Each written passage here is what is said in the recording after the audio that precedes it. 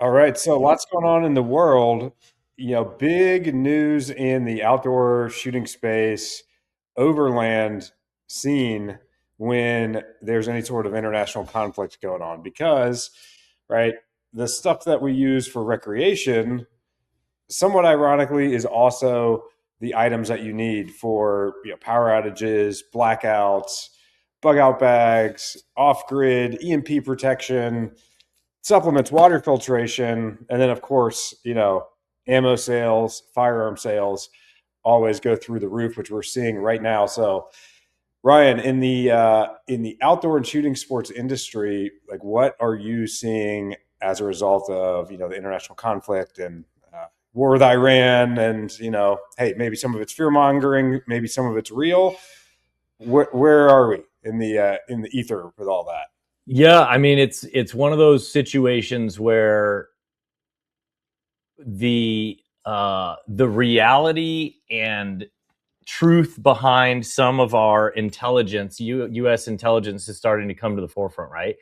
And if you watch the Sean Ryan show, I'm ex-military guy, so I nerd out on all the military channels, the military tubes, whatever you want to call them. So if you watch Sean Ryan or Warrior Poet Society, or you follow John Lovell or any of those guys in that preparedness space, you know that the whole big thing, right, that was going on with Iran is that, man, there's sleeper cells in the state. So if we attack Iran, we have to expect attacks on American soil. Now, oddly enough, I happen to be in Austin for a shoulder surgery I'm having next week, and Austin's the only place so far where there's been, I guess, what you could consider a counterattack since this whole thing took off. But all that's to be said, anybody that follows those channels, right? Like Sean Ryan shows, Mountain House, and there's some other big sponsors on there, and they're sponsors of a channel that talks about preparedness and what could be coming down the pipe in any number of scenarios, an EMP and the this and the that. So I think exactly like you said, Charles, if I go camping in my truck, I'm able to basically live out of that sucker for at least a couple of weeks in the woods. There's no big difference between a couple of weeks in the woods and a couple of weeks at my house if the power happens to go out or if the water gets tainted or whatever. So I think where firearms is kind of the big thing for most of our integrated partners like Coreware, one of the key things that we're doing here at BFG is bringing in all that preparedness stuff. So I know you do a lot of work with EcoFlow. Like, what do they have that somebody would be able to purchase through the platform to help in a situation where the shit hits the fan? Yeah, yeah. Well, and first off, I'd say if you are an FFL, if you're a a firearms dealer of any type, right, you're going to be busy when these emergency type situations happen. Like look back at COVID, but you're kind of missing the boat. A lot of dealers stop with the gun and ammo sales, and that's actually for like the realistically the last thing people actually will need. Right, during a blackout, a grid attack, even an incursion, right? Yeah. Because well, first you're going to need power, you're going to need clean water, you're going to need comms. For 99% of people, that's the most important thing. So yeah, something like an EcoFlow power station. The cool thing is, right, it actually can connect directly to your house. It's a giant battery, and when the power is up and running, it'll actually do electricity arbitrage and charge itself up when power rates are low and then use that energy back into your house. You can pair it up with solar panels. So, they're popular for just an off grid home solution or to augment your electricity usage. But their UPS is uninterrupted power supply. So if the grid does go down automatically, it detects that loss of power and switches your whole house over, or even just your essentials, right? So like something like this, which hopefully you'll be seeing on the BFG platform soon, the Delta series, great for camping and overlanding and running your air fryer, out of the That's Grand what I have in Canyon. my truck is a Delta. Yeah. Yeah, so super portable, tailgating, but when the power goes out, The important you've got stuff. refrigeration, you've got lights, you've got internet, right? You've got satellite internet, whatever you need.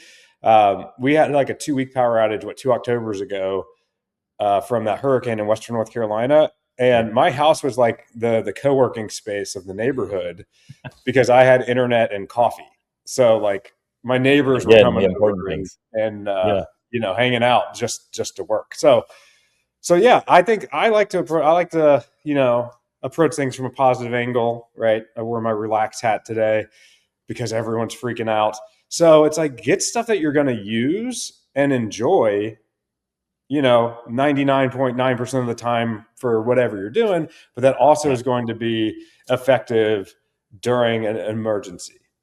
That Yeah, I mean I had built my overland rig. I used the Delta. I used a couple other solar panels, and then of course I've got an inverter that goes from my alternator and charges the battery and all that. But it was, man, I don't even remember now. Snowpocalypse that happened in Texas a number of years ago, where Austin, Texas area was 0 degrees Fahrenheit for a number of days, and that was an interesting one because people, especially in this region, like we don't have natural disasters in Central Texas. The biggest thing that comes through here are tornadoes, but they're so localized, and I don't know if people truly grasp the delta between like a hurricane and a tornado. A tornado will tear through a couple neighborhoods.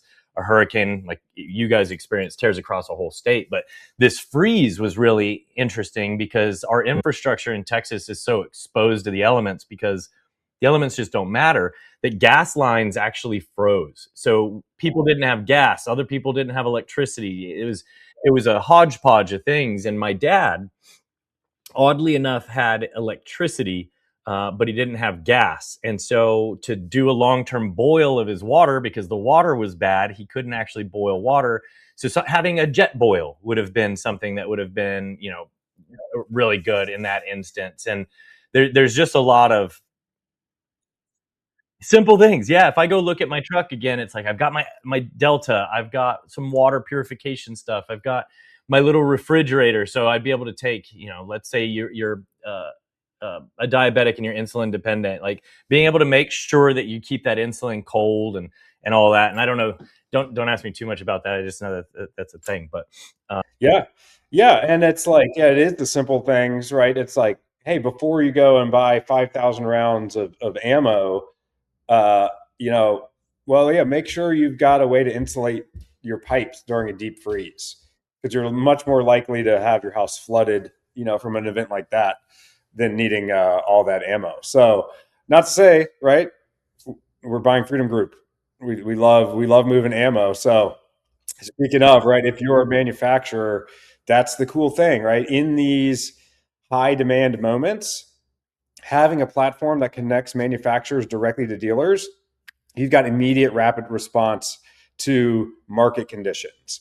And with that back order capability, right, if there's a big demand, right, maybe you are a manufacturer of potassium iodide tablets, right? So if you live near a nuclear reactor, you probably want some of this on hand, right? Well, guess what? This stuff's like all sold out now. A company on BFG, right? They know, hey, you know what? We got another shipment coming in 3 weeks. They can put that on back order. Boom, go ahead and capture those sales. So, the agility of that platform, I think, is super cool. But Charles, as a prepared guy, I know if I asked myself this question, even I would be a little. I'd be like, man, this guy's a little crazy when I heard the answer. But I'm going to ask you the question anyways. You've got a family. You live in the hills, right?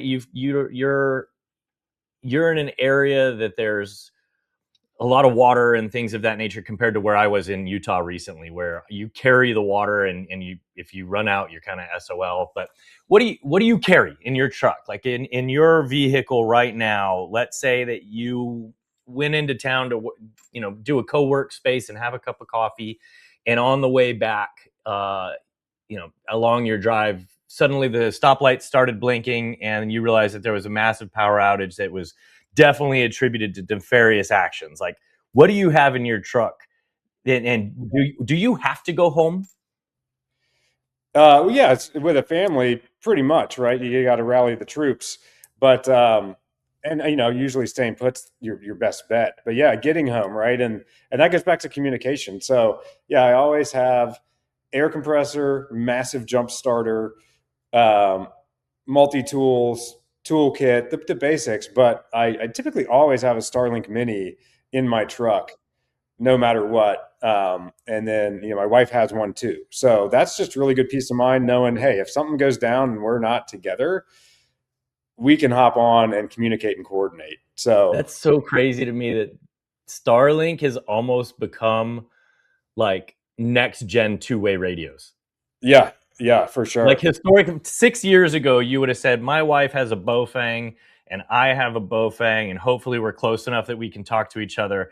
And now you're just like, oh, I got a thing that we talk to each other via satellites because it's Yeah, 2026. there you go. That's And you just got to cool. watch out, right? There's a lot of not great gear that's heavily marketed towards preparedness, and it's like hopefully this works the one time you need it. But like I keep seeing these nationwide, they call them radios, but they ping off a cell Oh tower. yeah, the cell stuff.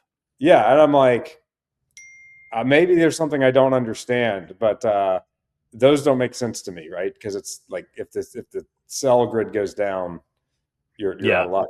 But to I that know point my too, even on our phones, right? If you've got T-Mobile, that's got Starlink Starlink. via Yeah, satellite off grid for text. So yeah. uh, I've been seeing those infinite range radios too, and they don't make sense to me either. Because if the power goes down, it's done. If cellular goes down, they're done. Um, I was yeah, at the good for a suppressor ski show trip, this maybe. last. What's that? Yeah, good for a ski trip, but that's about it. Yeah, exactly. They're good for two-way communications when you know everything's fine, but they're definitely not emergency preparedness. I was at the suppressor show this last weekend, Quiet in the Capitol. If any of you are familiar with it, but we were talking to some suppressor companies. Keep your eyes out on BFG for more suppressor stuff. But my buddy has really gotten into mesh nodes, like Meshtastic and all that. Are you familiar at all with any of that stuff? Just super high level. Yeah, That's where I'm at too. If anybody knows anything significant about mesh nodes, setting them up, like what's the go-to there, reach out, shoot us a note, because number one, I'm a nerd and I want to learn more. But number two, based on what he was telling me, they've got enough value that we should probably A, have them on the platform, but B, especially in these times of potential short-term turmoil, have a deeper conversation about how can people communicate if things go bad. And I know everybody that's watching this probably has at least one Bofang in their household or in their car. I know I do. But being able to create larger systems would be really cool. And again, I'm not going to say too much. I'm not even going to use too much terminology because I know so little that I'm just going to get myself in trouble. But definitely something I want to research more. yeah, and yeah. If there's anyone out there watching this, you make stuff like that. I saw some guy that made some sort of radio. I don't even know what it was, but it went into like a Zen can. It was like a hidden little something to do with like a mesh network extender or something. Like I was like, that's pretty cool. So that's what's Yeah, neat, right? Is there's a lot of cool cottage industry taking advantage of this tech, and the nice thing is we can get those products out to a massive consumer base. yeah, absolutely. I think in the radio world too, a lot of this stuff, and it's at least in mesh, from what my buddy Sam was telling me, is a lot of it is small, small pockets of individuals that are very knowledgeable in this, that are creating stuff. I know Meshtastic is one of the websites and stuff, but again, like you're saying, Charles, I think for those guys, being able to generate enough SEO that your product comes up if you're just searching radios or emergency radio or something like that is probably pretty low. So I doubt you're getting much native traffic by just general searches. Yeah, But getting them into a system like ours and push down to these retailers, I think you're definitely now communicating with the group, like your target audience, right? Like your TAM is us. And so yeah, again, reach out. I think it'd be cool just to have the conversation and learn more about all that kind of stuff, because communication is obviously the key. Anybody that's watching any of the Iran stuff right now, or even in the past couple of months since the first wave of significant protests in Iran, the way that the government fought back against its people was the initial response was cut comms. And so by taking away people's ability to communicate, you can do a lot. Like they still had water, they still had gas, they still had heat and cold and electricity, but they weren't able to communicate. And we saw that whole uprising fail. So if we look at that as a model for modern warfare, we have to expect that one of the first things we'll see go down here, if there's ever an issue, is communications as well. So, yeah, just something cool to bring up. I always carry a bag of apples too.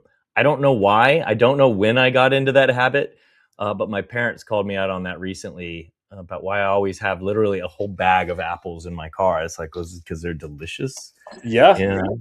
that's a lot of calories in a tight space, so that makes Right. sense. And my dog eats them, so we both can just snack on apples. A little There you apple go. and peanut butter goes a long way. Apple, peanut butter, and sardines. Oh, see, now that's too far. You went too far. Are you a sardines guy? My dad is a sardines No, I guy. don't like them. I'll eat them occasionally. I like them in a good Caesar salad, like a real Okay, Caesar. I'll give But you that. I will eat them on occasion just for the omegas. Gotcha. I'll take my omega pill. There we I go. can't do that. My dad just with the can that like rolls back. It's like, Yeah, yeah, this is your grandparents' food. He'll just eat them straight with a fork. It's nasty, but they're healthy. That's why he's a healthy guy, I guess. there you Uh, go. I'll just go to the gym instead. But yeah, so we talked a little bit about electrical, right? EcoFlow. What about water purification? What is your go-to for water purifying? Man, that's a deep rabbit hole. So Yes, it you is. got your standard is like the Sawyer squeeze or the Katadyn squeeze, which actually the technology on those water filters comes from dialysis machines, which is pretty Does it fascinating. really? That is pretty fascinating. And those go down to 0.1 micron, so you're getting not only bacteria but viruses as well. So I like those, but like a lot of people miss on microplastics, on fertilizers, chemicals, and all that stuff. So getting something with a really good carbon element as well, I think is important. Either it's mostly right, yeah, emergency situation, yeah, you'll be fine. But if you're going out like every weekend to the Smoky Mountains, and you're, especially after, again, like the water quality here, even like 2 years later after a hurricane, is pretty gross in terms of Okay. like chemical concentration and that kind of thing. So I like to start there. Hey, what's going to be the best for pharmaceuticals, for um, chemicals, fertilizers, etc. And then it's like, hey, flow rate, obviously, is it getting the bacteria, Sure. maintenance, all of that. But yeah, the nice thing is those lightweight squeeze ones now, you can get those for like 10-20 bucks. The Life Straw, was really popular. Grail's Uh, got some really cool products right now. yep, Um, yeah, like the French press style. yep. Pretty cool. Yeah, and I find myself most often, if I'm going to be capturing water from the environment, when I lived in the Pacific Northwest, I did a lot of that. I would never carry water because water sucks, man. If you're hiking, nothing is heavier than the water, right? The Yeah, water is just a very heavy thing to carry around. So if you can just capture water, filter, and use, and the Grail bottles are really cool for that, especially when you're up in the mountains and the water's super super fresh. But kind of when you go back to your original statement about make your hobby equipment your survival equipment, I think you make a good point. If you have a go bag or something, maybe have a couple water purification tablets and then a Life Straw that just has never been wet. That way it doesn't matter if it gets below freezing and all that, because if you guys right. don't know, you can't let your Life Straw freeze. It ruin Yep. you're gonna get sick. Or Trust your me. MSR Ask me is how I that know. ceramic. Yep. Yep. Uh, yeah, so it's one of those. My truck has a significant water filtration system, so I can pump water Oh, straight nice. from a stream through a system of filters and then into a big jug, and then I use that jug for a number of days until I cross water again.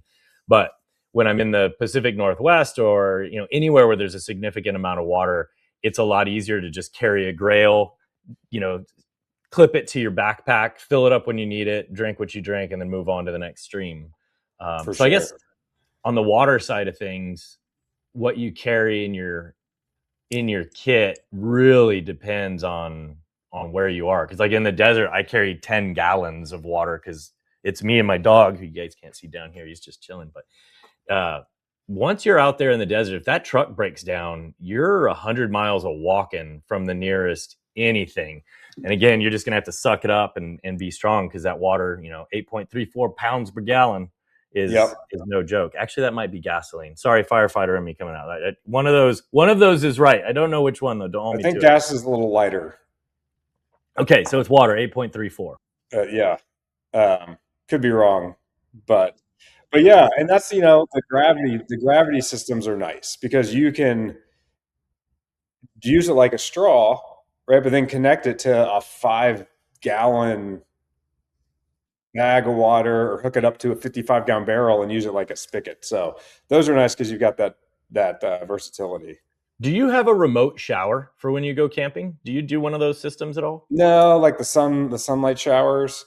I mean, there's so many now. There's the basic sunlight shower, right? Bag of water you lift up in the air and you use gravity, Yeah, all the way to like, I'm the going to probably propane. butcher this. Is it Cockadoo? It's the Australian manufacturer Oh that yeah, does like yeah. the whole shower system with the water heater and everything. I used that on the Pacific coast a number of years. I literally had, me and a group of friends lived on the beach for about a month. And one of them had one of those systems, and there was a stream running down out of the mountains in Oregon into the ocean. And so we would take that cold stream water, pump it through the Cockadoo, biodegradable soaps. And man, we had like a spa on the edge of the ocean for almost a whole month. It was That's awesome. fabulous. But again, if it's one of those, the shit hits the fan, we're talking about wartime scenarios and adversaries in the mainland, I think I could forego a shower if I had to make sure Yeah, I had all the other things I needed. for sure. Yeah, I don't like the sunlight ones because it feels like you're just like taking an endocrine disruptor shower with the hot black plastic Hot water. black, and then it smells like like burnt plastic. Um, okay, I'm gonna change from water now. This is another good one. A lot of guys have a truck gun, right? You got a truck gun, you got a weapon, you got some sort of weapon system in your vehicle, because if anything ever goes wrong, right, I'm prepared for the inevitable. And if all of a sudden there's attackers on the freeway, I've got a long gun and I can go to battle. In a true longer term, right? Let's talk weeks or greater being long term. Like with a hurricane, I know for you guys shut things down for about 2 weeks. The ice storm here was about 2 weeks. And things got pretty hairy. Groceries started getting slim, fuel started getting slim. People really kind of adapted to it, and then things started flooding back in right as it got critical. In that scenario where that line of criticality things don't get fixed, instead they descend even further. Ammo is very heavy, just like water, right? Water and ammo are always going to be your two heaviest things in a true, like, oh my God, I got to get out of the house. So if you did abandon the house, what are your thoughts on ammo choice for a true shit hits the fan scenario? Do you want to be able to go to battle with a 308 rifle and just hammer everything and make sure nobody follows you? Or would you rather have thousands of rounds in a Coke with a long, good with a I'm Ruger? going Henry survival rifle with 3,000 rounds of 22 and hang out in the Smoky Mountains and hunt squirrels. There you go. Squirrels or mules? Okay, I'm the same. I'm a 22 guy. I think 22 is the absolute way to go.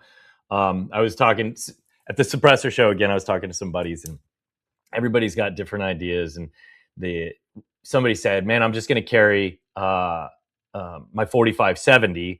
It's my lever action. I've got a thermal on it. I this, I that." And it's like, okay, that's fine. Ammo cost doesn't matter anymore. The world's falling apart, so money's not a thing. But weight of the ammo, the weight of that gun is intense too.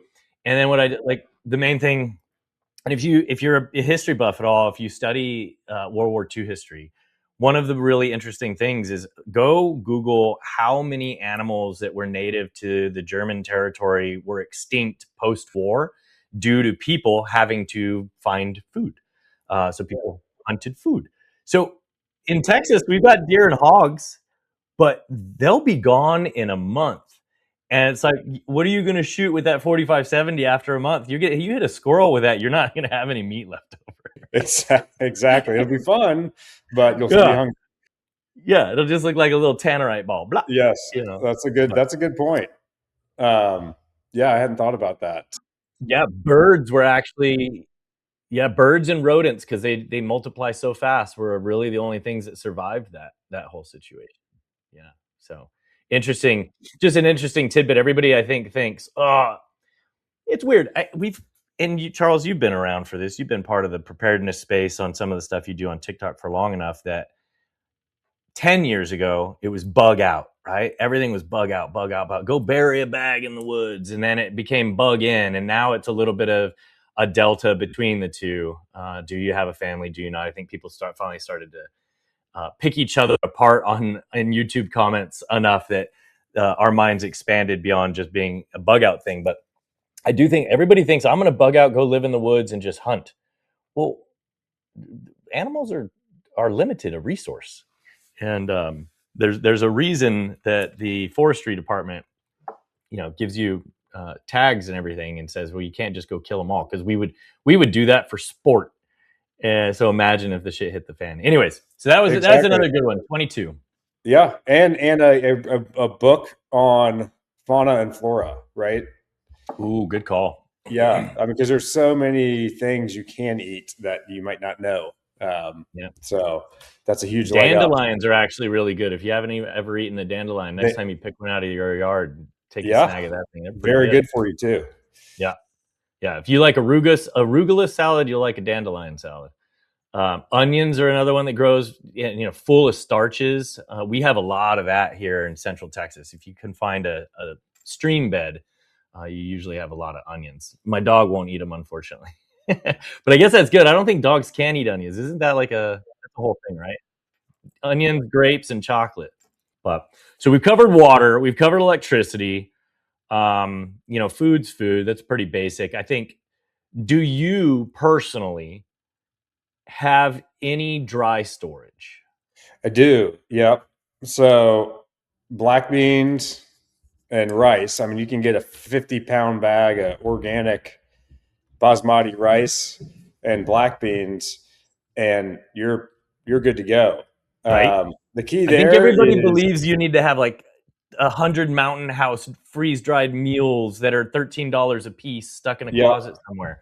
yeah, But and they do make the nice kits, right? Where it's like freeze dried peas and onion and whatever, and then now a couple different meats. So rice, beans, and a freeze dried accessory, and now you've got some nice variety. But yeah, even with the stuff, you got to make sure you're um, vacuum sealing it again. yeah, Um, yeah, because I've definitely had to throw away a big bag of beans or rice that I'm like, how did something even got get into this? I something. don't see any Yeah, hole. Maybe it was in there already. I don't know, right? Um, and then I'm a freeze Home dryers. Depot bucket guy. Yeah, there you go. Home Depot Yeah, bucket's good. you And put I a know little you bit like of to make silicone homemade. caulk on the top of the bucket, and then you just slam it shut, and then Yeah, it's sealed. it's So sealed. yeah, I don't know. You make homemade jerky, don't you? I do. Yeah. So actually, I had some here a minute ago. I was snacking on. Yeah. So I buy usually a quarter or a half a cow at a time, just because meat prices are so ridiculous. So anytime I move to a new town, which is every 6 months or so, I'll actually be moving to Greenville, South Carolina at the end of the month. So I've got to find a good butcher there. I try and find somebody that doesn't use any hormones, any antibiotics, all that kind of stuff, and then just buy a huge slab of meat.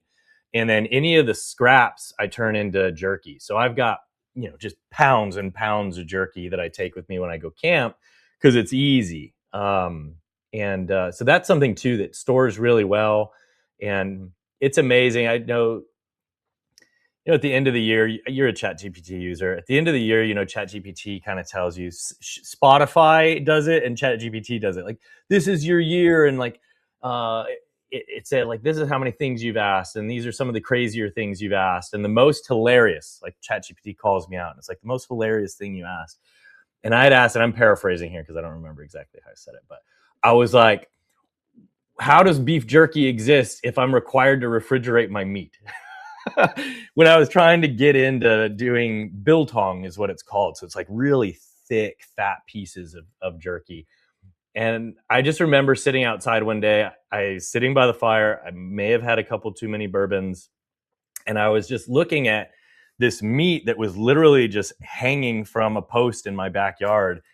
And I was like, why have I refrigerated meat my whole life? Is this a lie? And so I asked ChatGPT, and ChatGPT laughed at me. So be careful what you ask ChatGPT, Yeah. because it's a Yeah, you do. bully. Yeah, you do have to be careful with that, but it's doable. One product line we were looking at adding to the BFG platform is freeze dryers. Um, so that's super cool, right? You can save a ton of money. Again, kind of going back to how we started. Hey, what's something that you can use year round that adds value to your life, but then is something that might save your life when you need it most, right? And so, like a freeze dryer, you can be just free, even if you're just going to Costco and like, he's like, man, we bought way too many mangoes. Like, they're all going to go bad. Like, well, now you got make your own dried mangoes, make your own beef jerky, freeze dry at whole meals that you've made, like before they go bad.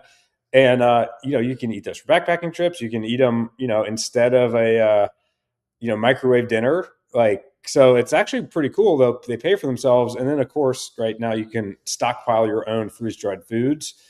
And then in an emergency scenario, if you do shoot a deer and you're like, well, I don't have any refrigeration, well, your EcoFlow can run off of solar. That's going to be able to run your freeze dryer.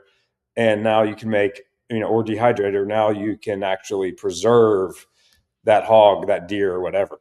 Are you in an area, Charles? Because like I was in Utah. I was right on the north rim of the Grand Canyon, so very dry environment. Literally, you just cut the meat, salt it, hang it, and it's done. Are you in an area where you're more required to use something, like, is your humidity high enough that you've got to use some sort of machine? I don't know. I would assume so. I would not. I don't know if I'd risk that. Now you can do it with a box fan inside. Just put like a paper towel, turn it upside down, put some really thin meat on that, and then it's pulling that air, so that kind of simulates a dehydrator. But yeah, I don't think I'd do the leave it outside. Yeah, I have to admit, when I first tried it, I was blown away. I thought for sure the wasps were going to get it, because wasps are actual carnivores. They will eat the meat. Not a single wasp, not a single bug, not a single mouse. Like, I was blown away by the ease of making beef jerky in the desert. Like, it's Yeah. literally Now you take got me your wanting some lump of jerky. meat. What's that? Yeah, you got me wanting jerky. That's I'll bring you some. Yeah, I've do got it because that literally a bucket of it at this point that I'll bring up. yeah. Yeah, I Talk always about say that, and people look at me funny. My bucket, I clean the buckets. Don't worry. talk about inflation. Like, I got an ad for, it's like a Wagyu air dried, right? So not, like non-processed, but it's like 3 ounces of that stuff, and it was like $30 something. It's It so makes bad. sense, right? Because if it's $27 a pound when it's actual meat, that's what, probably 80% water weight. So that Yep. you're not left with much at the end.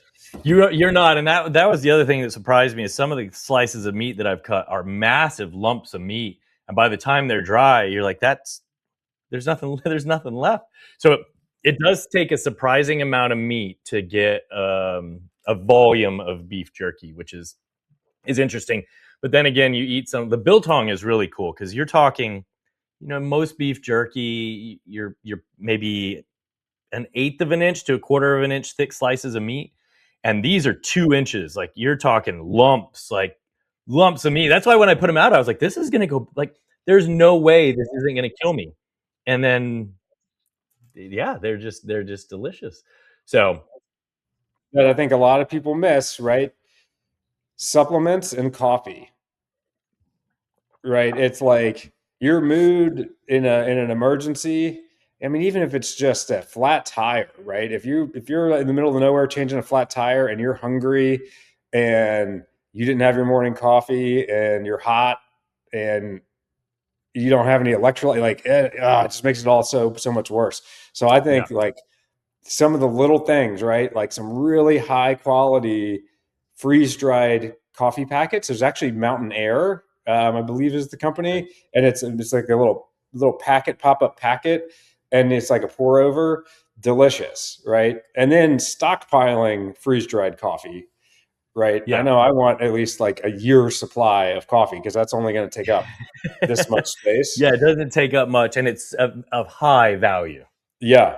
Yep. And then, vitamins and minerals, right? So getting a high quality vitamin and mineral, um, and then like something like even L-theanine, right? So something that's going to help with stress Something with the brain. during those Yep. stressful times. Nicotine lozenges, right? For if you're having to perk up, or obviously if you're a smoker, right? And although maybe that's your sign to kick the habit. Um, but right, it's like whatever you rely on in your normal life to get through your day, you're going to really want it during the worst of times. So, making sure you've got, those essentials, electrolytes, all that good stuff.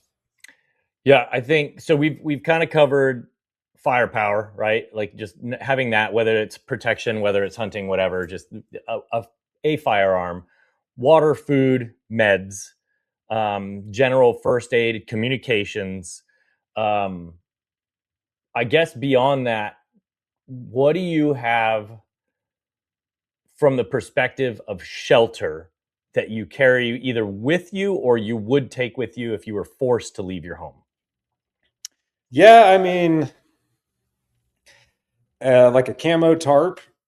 Like I usually just have tarps in my truck bed, anyways. But yeah, I hadn't really thought about that. The camo tarp, um, like a four. Since I got a family, I'd probably like a 4 or 6 person tent, right? That way you can set up base camp kind of anywhere. Yep. Um, and yeah, for me, that's about it. Yeah, I can imagine. I don't have a family. It's just me and the dog. And I think most people have probably seen how I camp. So I just throw a sleeping bag on the dirt. But I do carry a tarp in case it rains. But yeah, I think that's something that's overlooked by a lot of folks is just, if the power goes out, you can't stay at a hotel because they can't charge you for anything. You can't go to a grocery store because they can't charge you. Like all the machines are going to be down, right? So like we had that big problem when we had the freeze here. Is the grocery store was empty in a day, and even then, you once the power went down, you couldn't physically purchase anything because their point of sale systems weren't working. Right. And Yeah. so it's one of those you can't buy gas because the point of sales don't work. You can't. So you are When the very pumps don't work.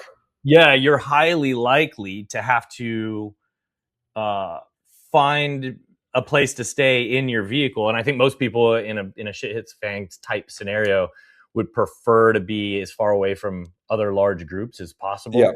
I know I would, but that's something I don't really think about anymore. I used to have an RV and do the big fancy camping thing when I was married, but now it's again it's just me and the dog. So he's got a fancy setup. He's got a whole sleeping bag and a heated blanket and everything. It goes in the car. He likes to sleep in the back of the truck, and then I just sleep on the ground. But Yeah.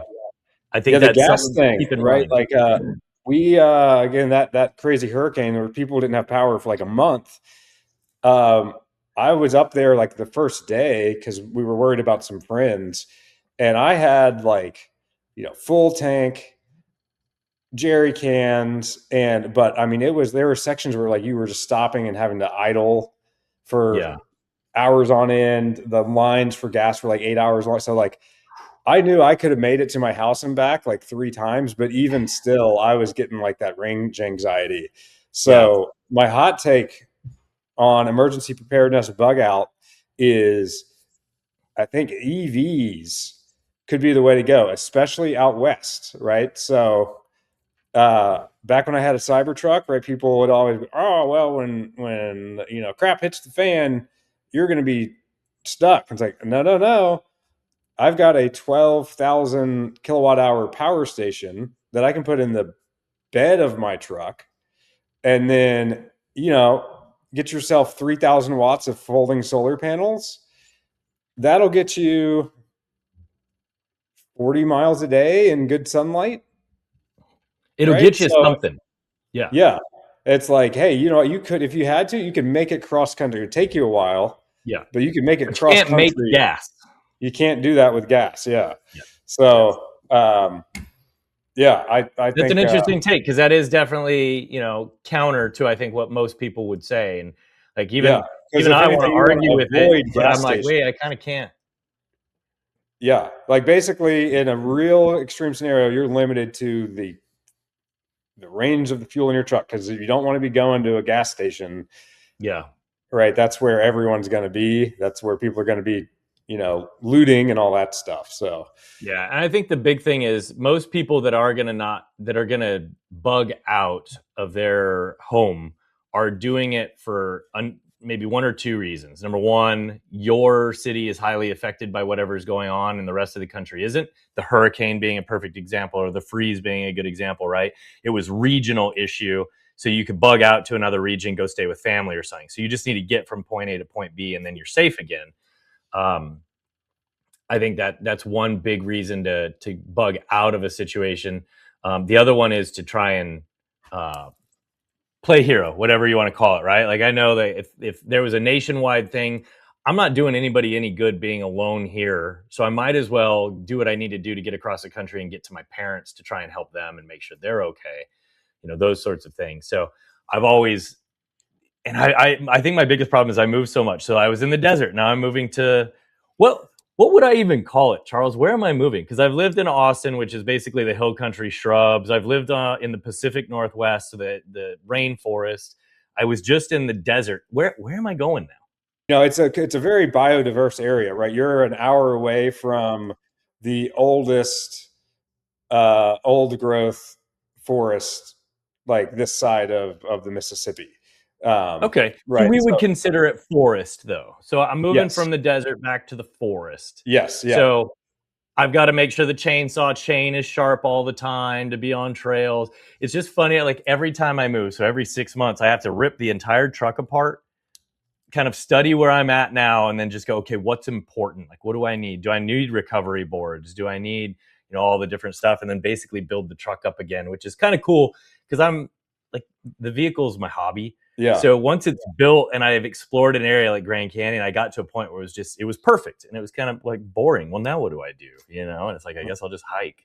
There you go. So it's cool moving to a new place where I'll have to figure it all Lots of out again. great rivers and waterfalls and natural rock slides and um, all So that. I'll need to get my relax hat like you've got and a good fly rig and just go catch some Yes. fish. Yeah. Yes. Yeah. The Davidson River gets a world class trout. Lots of good Very stuff. cool. Well, everybody, I'm Greenville, South Carolina is the next spot. So if anybody is from that area, I'm a big off-road I would say overland more than like rock crawling or anything like that. But if there's any groups out there, or if there's anybody that just knows a good trail that they can point me to, I'd love to know. I've got shoulder surgery in a few days, so I'm going to be kind of weak. I'm going to be beat up and weak for the first couple weeks of April. But man, it's springtime. Let's get a group together and go for a cruise. Again, just shoot us a message wherever you're seeing this on whatever platform you're on, and let's connect. There's a Greenville Rover Owners Club that's pretty active. Ooh. So you Okay. gotta go buy yourself Another rover. rover. I've been down that road. I told myself I'd never go back. Of course, I said that in the last 3 rovers I've owned. So, Yes, there's same. that. Like I Awesome. keep telling myself I'll stay single, but I keep messing that one up too. Well, good chat. Cool. I'm glad we solved the world's problems. We did. I think the world's a better place now, so that's good. And everybody knows how to survive because we'll send out your degrees at the end of the chat.